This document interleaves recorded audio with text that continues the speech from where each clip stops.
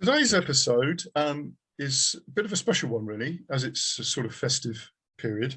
I had a request from a little listener called Charlotte Biggs, age 6, that I should interview this next gentleman. Apparently, she'd written to him and sent him in her letter contact details of mine, care of the podcast. And I was, very surprised at this, to be contacted by this person who's actually quite busy this time of year. So welcome to the show. Well, it's just got you down as Saint Nicholas. Yes, I mean that is my formal title and name. I am known by many names around the world, and it depends entirely in which language you're talking. But yeah, I mean Saint Nicholas. I mean the big guy. Big N. Yeah, okay, that'll roll. Well, what do I call you for short? Saint? I mean, that's a bit... Well, I mean we're talking between friends. So Nick. Yeah, okay. All right then. Nick will do. Right, okay. So I've got a traditional first question, which is, of course, what do you do? I work extraordinarily hard one night a week, one night a year. No, I've been upgrading the systems here at the North Pole to help with the naughty and nice lists. Of course, that has been up to recent times. That has been a manual process. But we have actually just upgraded our systems internally, and so we are now using special algorithms. Okay. Is that some sort of what's that? Some sort of elf or something? Yes, it is. It's Microsoft NISA. Is the program that we use, and NISA is the name that the Scandinavians use for my little helpers. But yes, it's a proprietary program that we've worked in conjunction with Bill Gates and his team. Yeah. Okay. So what do you actually do? Well, I do my best to ensure that children all around the world, and let's face it, everyone's a child at some point in their life, but they get to have a jolly good time around this sort of time of year. It does. I mean, if you consider that I am actually breaking and bending the laws of the sort of space and time in order to deliver to 7+ billion human beings around the planet. That does take quite a bit of maintenance, and we have to do we're always looking at testing on the sledge, and we are finding that there are some people trying to get there's industrial espionage. So I do spend a lot of my time actually making sure that we're not getting our systems hacked, because let's face it, we wouldn't want some people getting control of the sort of technology that we have here at Santa HQ. So, right. but yeah, I mean, my job is spreading joy and happiness. And slapping naughty people on the bottom. Okay. Well, that's just the sort of the off hours, yes, when one relaxes. Okay. Yeah. Okay. So I'm actually quite interested in this, because obviously, as you say, this idea of being able to bend time would be obviously quite. Well, you think about all the management books. That their focus is all about time management. I mean, absolutely. I mean, if you wrote a book about that, you'd make a fortune, wouldn't you? Well, one yes. I mean, it's been floated as an idea in the think tank that we have each year after the successful delivery of presents. We always do a kind of after action review, and we're always looking at ways and means that we can extend the brand and sort of make, I don't know, the idea of what Santa Claus or Krampus or Father Christmas or Yuleman or whatever you call him is in your particular area. We do feel that it would be perhaps against the spirit of things if we were to let the proverbial cat out of the bag on this one. I think so. I think so. I think it is up to people to find their way to a good work-life balance themselves, and part and parcel of that is, of course, taking time off over Christmas and spending it with family and loved ones. Yes. But you know, Christmas isn't just for Christmas; it's for the whole year. Yes. Okay. I get your gist. Yeah, because obviously, I think the philosophy behind it, of course. Yes. Yeah. I totally get that. Totally get. So, when did I know this sounds a bit of a silly question, but this the sort of plan of my podcast is to sort of track the trajectory. I can't say the word trajectory. Yes. Of people's sort of lives, and when you started to get interested in something. But of course, you've been doing this for a long time. Yes. So how did you get started? Well, it goes back an awful long time. There is an assumption, of course, that Santa Claus is exclusively a creation, a manufacturing of the sort of post-Christian church and the world that followed that. But if you look at it, actually, there are traditions that go back through vast pagan traditions. Yes. So I am I'm not really a deity, because that would be to over sort of egg the pudding, because this isn't a belief system, apart from basically don't be a dick, which is sort of the sort of hashtag that we did try to run that as a hashtag, but we thought that sort of, again, working with the Santa brand, perhaps not quite, the target audience wasn't exactly right on this one. So we've just said be nice, because that's basically it. But no, I mean, I've been around for a very, very long time. I got into this gig basically when it was realized that we had to reward people for actually just being good human beings, and remind them that being good is its own reward. I mean, it is. There isn't just, I mean, we don't deliver presents because you've been good. It's a kind of fringe benefit. It's a halo effect, as it were. Oh, that's a good one. No, I like that. So, I mean, be good anyway, because that's just a reward in and of itself. But also, if you are good, maybe this strange bearded gentleman will come down a chimney you don't have in your modern house and somehow deliver sack full of presents to you. But that's how we roll. But I started off. I mean, so far as I am aware, and I have a memory that goes back a long, long time, there was an extraordinarily loud bang about 13 or so billion years ago, and that's roughly the first thing that I remember. So I've been hanging around in various forms in the cosmos since then. It's become very intense, my workload, in the last few thousand years, but I've been sort of noodling about sort of on the periphery of various other deities and belief systems in some way, shape, or form.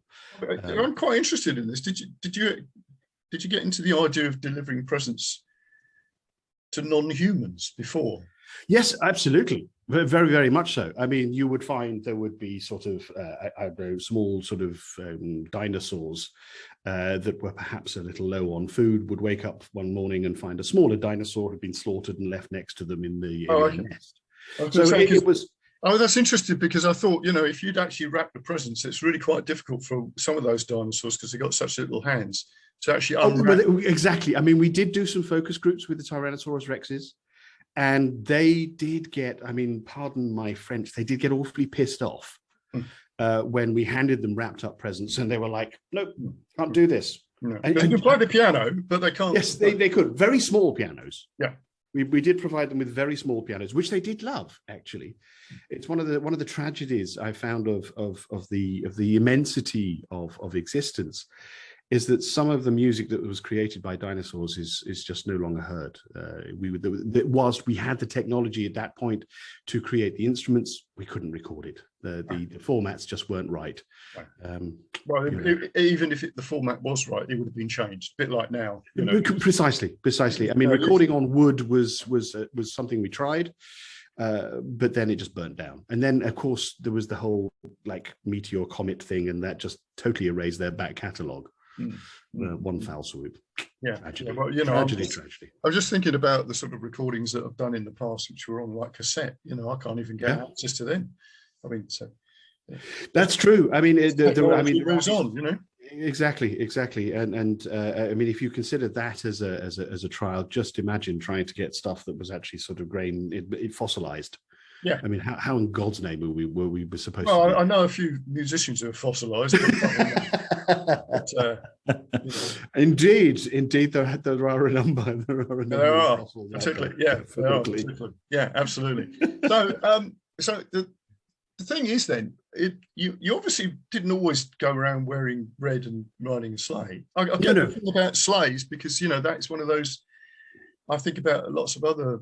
I know you didn't like to refer to yourself as a deity, but there's certainly a lot of deities around that had chariots and absolutely and stuff like that. So I get that. I get all how that works. But what's with the red thing? Well, I mean, that is purely a marketing ploy. Right. I mean, I have been in the past. I've been green for many years. Yeah. That was one, but it was just. I mean, we wanted to play with stuff. You know, I mean, red is it's. I mean, it's a cool color, and those chaps at Ferrari. I mean, those cars are very sexy. So it was kind of like once we saw they were playing around with this sort of stuff, and it was just like, you know, every so often you like to refresh the brand. It's always good to do that. Every couple of thousand years or something. Exactly. It seems to be a good idea to do that. I mean, there are some organizations that refresh their brand more consistently than that or continuously, but we decided after a couple of thousand years, you know, different color. Let's see how it goes. And it also, I mean, it does help, given that our HQ is based in what is quite a, shall we say, chilly and cold area, where everything is fundamentally white. Having something green kind of, you're not sure. I mean, is that actually a living thing? Is that someone we need to be important? So the red just gave us an opportunity to say, okay, that is definitely somebody we need to be paying attention to. Yeah. So you sort of stand out. Exactly. That makes sense. That's good. Yes. So, so sort of fascinating. I would just like to put to rest. I mean, this has absolutely nothing, of course, to do with any sponsorship deal with soft drink companies. No, I get that. Not at all. That's an urban myth. That's an urban myth. Yeah. It was definitely, we preceded that, and we have received absolutely no royalties from the branding. None at all. No, well, absolutely. I want to make that absolutely crystal clear. And you know, and just for the record, they are a name not to be spoken on this podcast. So, of course not. The brand that shall not be named. Exactly. And I'm drinking tea, so just exactly. Sugary drinks not good for your kids. No, absolutely not. Totally. Brilliant. So, so what about your workforce then? I've always been fascinated by. Well, we are a very inclusive workforce. We do favor a policy that deals with minorities, literally. I mean, they are very small. Yeah. So we do employ a lot of them, and there are. I mean, I've seen some people where there's okay. How do you pay these chaps? And of course, it is with bed and board. I mean, they have a place to live 365 days a year. They work in various departments. We have a very, very extensive research department, of course. We have a huge, absolutely ginormous IT department. I mean, you wouldn't believe the size of that bloody place. I mean, they have so much to do. And then, of course, we have the people that are going out and working alongside the major toy manufacturers around the world, and ensuring that we're very guerrilla. We're very guerrilla. Oh, okay. We try not to be too visible until the sort of pertinent moment. And of course, we try not to be visible even during the delivery system process of the whole chain. However, we will be sending, it's like whenever you receive that email or that idea suddenly pops into your head Mm. about, oh, I should maybe do that.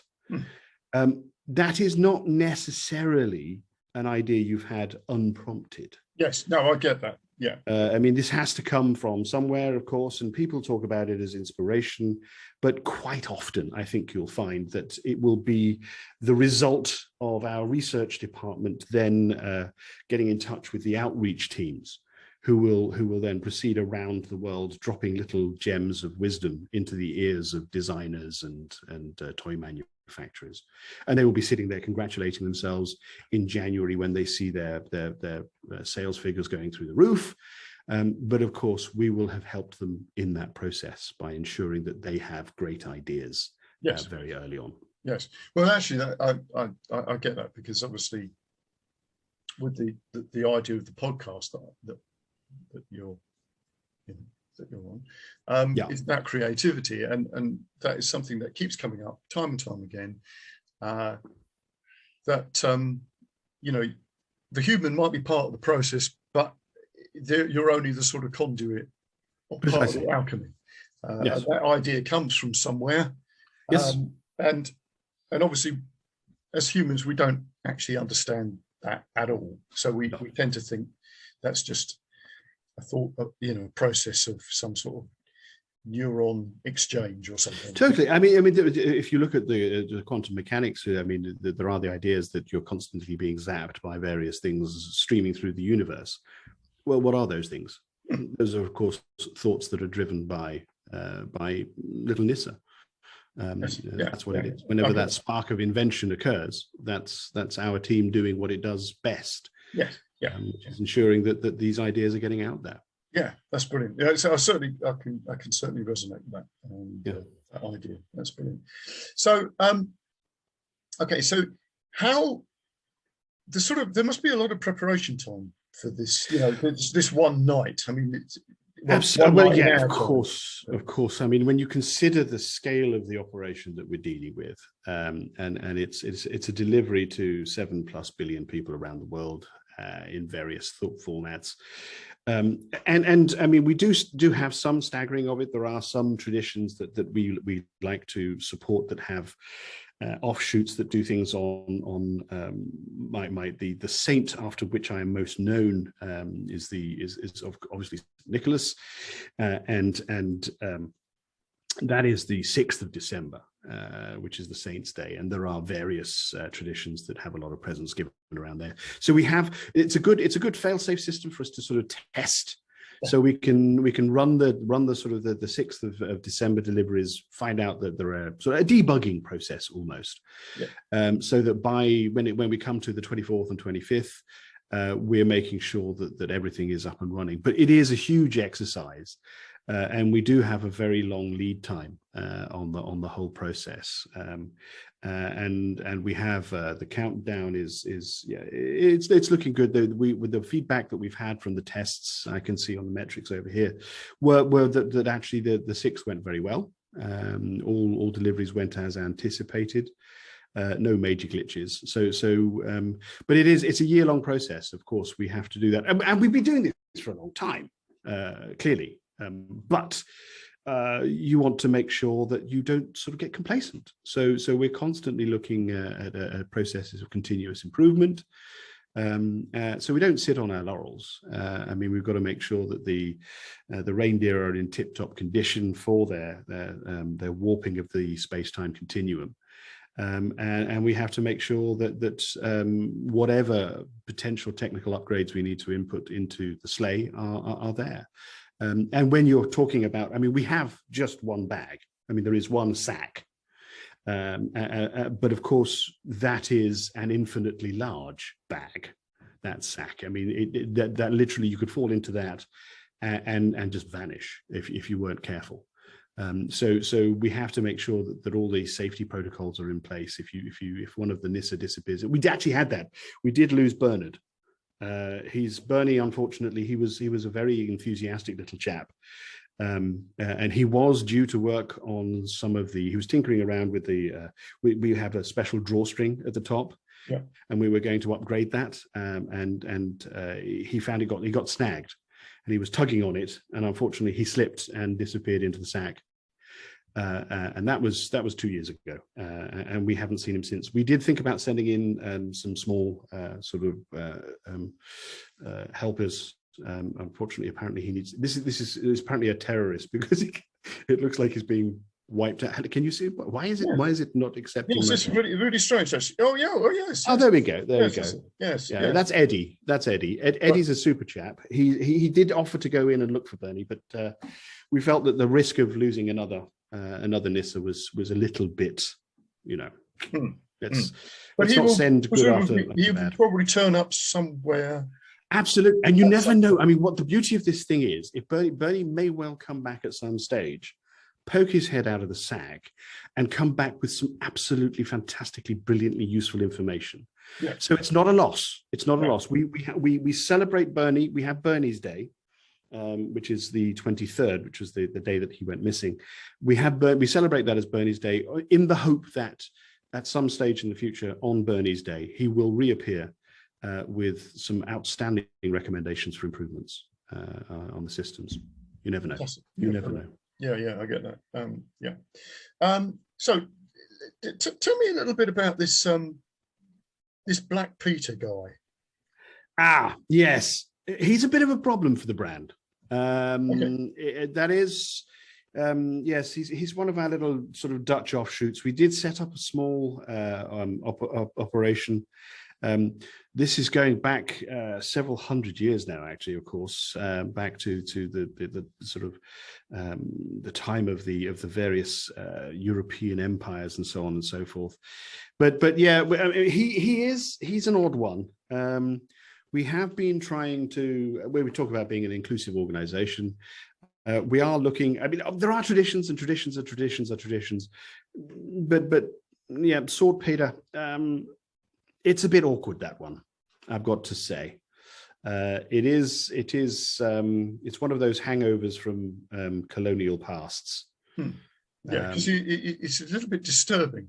Well, I find it disturbing. It's extremely disturbing, I've got to say. But then so is Krampus. But that's just those bloody Bavarians going crazy, and they have a sort of I mean, there is a strong history. Of course, it comes from the pagan aspect of what we do. And what we used to do is of course, we are not just this kind of whiter than white thing. Where there is light, there is darkness. Yes. And so you can't see the light without something to throw it into some relief. Yeah. And that's what we think about sort of Black Peter is it is what it is, but we will do our bit to cancel it out. But I think people have to come to the light themselves. And realize that some things outlive their logic or their usefulness, and it's one of the older things. It's where the brand intersects with humans. We have this issue that sort of humans tend to grab what we do and make it more about themselves than the idea it is. And that's where these things tend to happen, where you end up with things that go very off-brand. Okay, that brings me to another point, actually, because that is a fascinating point you just raised there. Yes, because I think obviously there is a problem for humans to try and grasp the complexities of things, and we tend to end up with a simplified, reductive philosophy, if you like, or a theology or theurgy or whatever you want to call it. It just seems to be like we're sort of grasping at straws to try and make sense of something that's sort of unknowable. And I think, obviously the case in point, of course, is the life of Jesus. Yes. And the fact that we've got this, it spawned an extraordinary, disturbing set of ideas that seem to be completely unrelated to anything that he actually did. Totally. A super chap, met him several times. He was an absolute cracking carpenter. Unfortunately, I can't turn the camera around, but he did knock together an absolutely fantastic set of shelves that we use here, and an infinitely large chest in which I keep a number of the larger presents that I put together. So yeah, absolutely bonza chap, really super. But unfortunately, you're absolutely right that in the same way that we find the Christmas brand, the Santa brand is compromised to people's own venal ends. So have actually many of the religions. Let's face it, that yes. People instead of taking the religion or their belief and using it for a sense of personal development and goodness, they use it to judge other people. And that is one of the things that we like to think that with the Christmas brand, with the Santa brand, that it's an opportunity actually to step away from some of that. Yes. For a moment, it's an opportunity for people to sit there and go, actually, I don't need to be cross about stuff.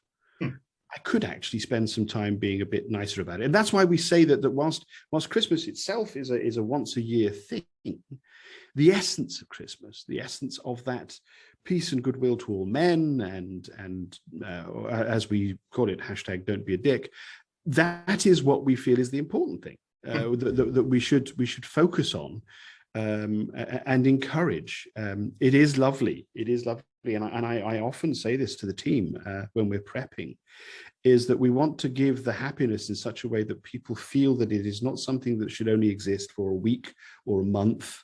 It's something that people should try and spread out over the whole year. We have looked at perhaps sort of trying to spread the how Christmas is run and delivered over the full 12 months of the human year. But of course, I mean, it's finding booking time in that calendar. It's quite tricky. I mean, there's a lot of other stuff that people are focusing on.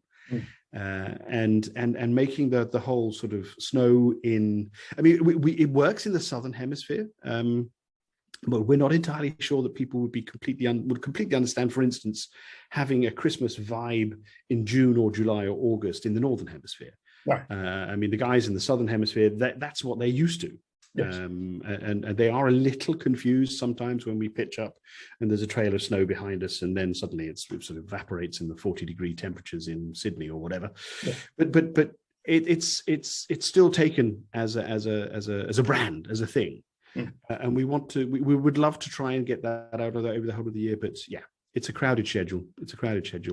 And we have to leave room for other people, other festivals and so on, you know. Yes. It's respect. It would be like trying to have Glastonbury for 365 days a year. Yeah.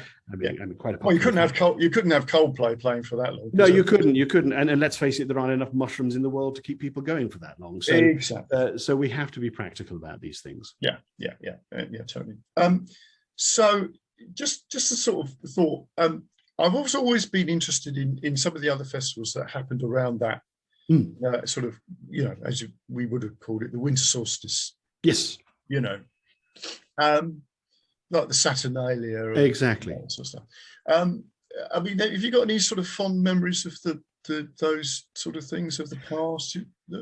Definitely. I mean, Saturnalia was always a bit of a Biza Bonza doodah. I've got to say, there are some Saturnalias that I don't particularly have full recollection of. No, it's a bit like the 60s. If you could, it is absolutely. I mean, there are some in the team that sort of rue the passing of that, and we do have a review every so often, and we'll have a get together sort of after a day's sort of reviewing of tasks and so on, and sit down and look at some of the old footage from previous Saturnalias. They were good. They were.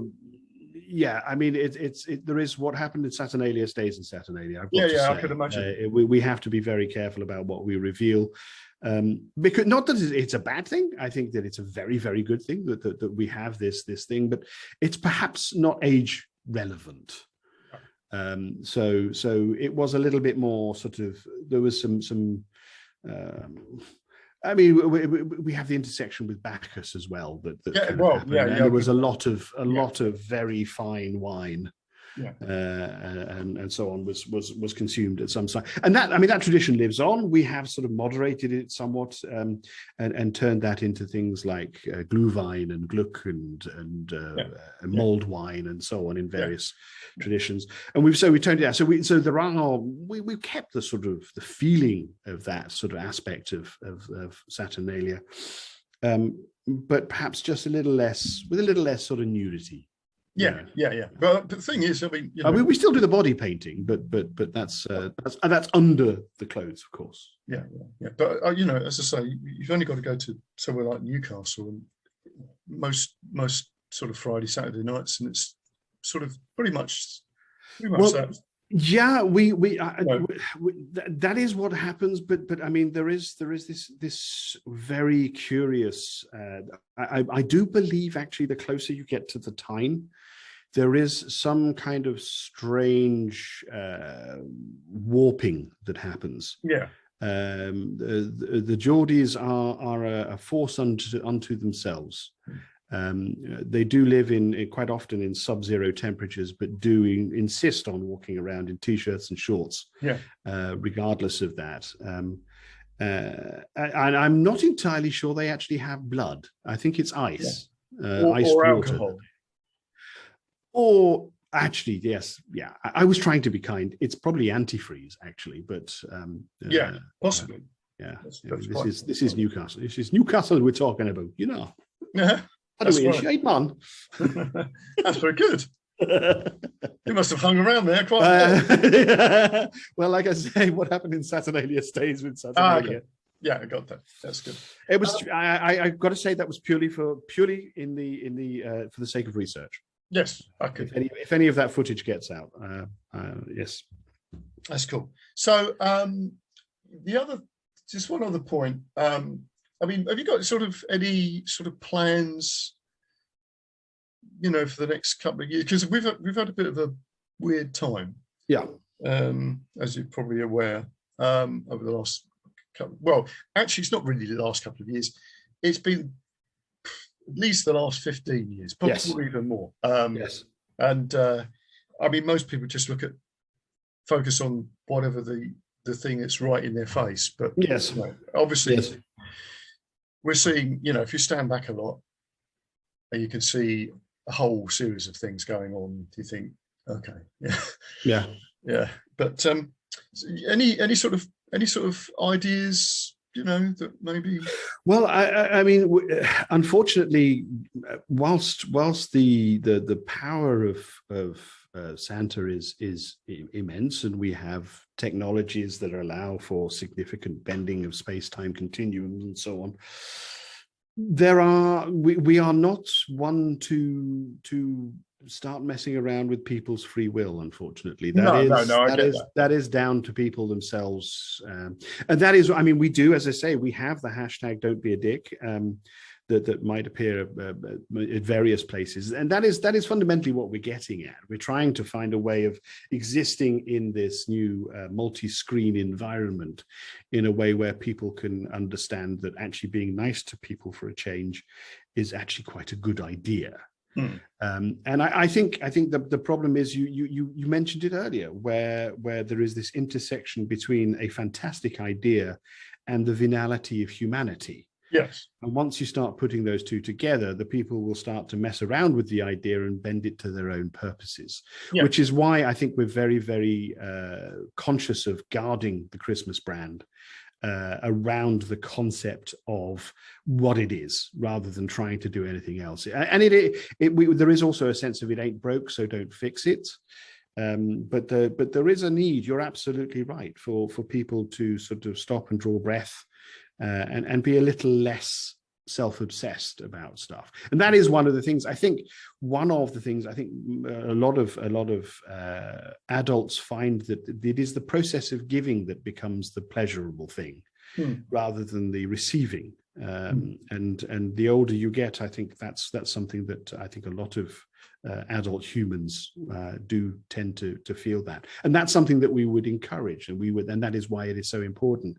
And I suppose the best that we can do, even in times such as planet Earth has endured in the last couple of years, particularly, is to remember that you have to give of yourself to feel the benefit of it. It is about what you put out there, you will get back 1,000-fold.